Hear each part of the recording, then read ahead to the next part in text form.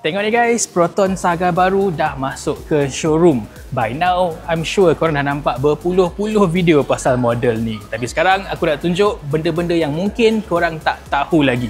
Nombor satu, corong aircon baru ni boleh ditutup je, model lama tak boleh. Jadi misalnya driver dengan passenger, satu suka sejuk, satu tak nak sejuk, tak payah gaduh lagi dah. Boleh tutup satu-satu van ni. Nombor dua, kerusi baru ni finally dia ada proper height adjuster. Tarik lever ni berapa kali, the entire seat naik atas. Model lama dia pakai tombol yang boleh adjustkan angle kerusi sahaja. Tapi ini cuma untuk versi premium sahaja. Model yang lain sama dengan lama.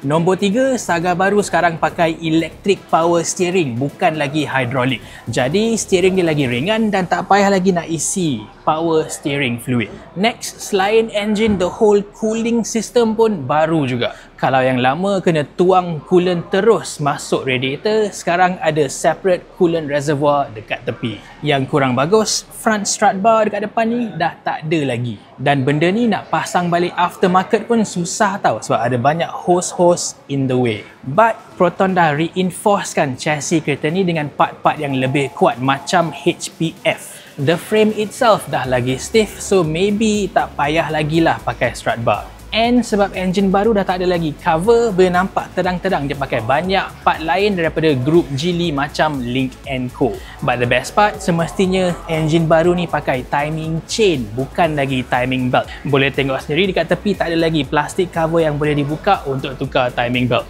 So overall, maintenance should be lagi murah daripada yang lama. Tak payah tukar timing belt dengan power steering fluid. Yang aku suka, sekarang kita tahu lampu LED projector yang kat depan ni standard across the range. Beli versi yang paling murah pun dapat juga. For me, ni kira upgrade daripada model-model Proton lain macam X50 dengan X70 yang pakai reflector. Cumanya versi standard tak dapat LED DRL. But on the other hand, naik ke executive dapat automatic headlights, premium dapat auto high beam lagi. On a Saga babe. One more thing, model baru ni dia pakai frameless wiper blades. So sekarang semua model baru Proton tak ada lagi wiper old school. Dia punya connector pun dah lain je, tak ada lagi U-hook macam lama. Last kali kereta yang kita nampak sebelum ni semua pakai NVH guard dekat boot belakang ni. Tapi kereta showroom ni pula tak ada, boleh nampak banyak exposed cables kat dalam ni, sama dengan model lama. Sama ada customer kena bayar untuk NVH guard tu ataupun dia kasih free untuk early customers, kita tak tahu lagi. So ini dia guys, benda-benda yang korang mungkin tak tahu lagi pasal the new Saga. Ada satu yang paling menarik sekali, tulis kat bawah. Ciao.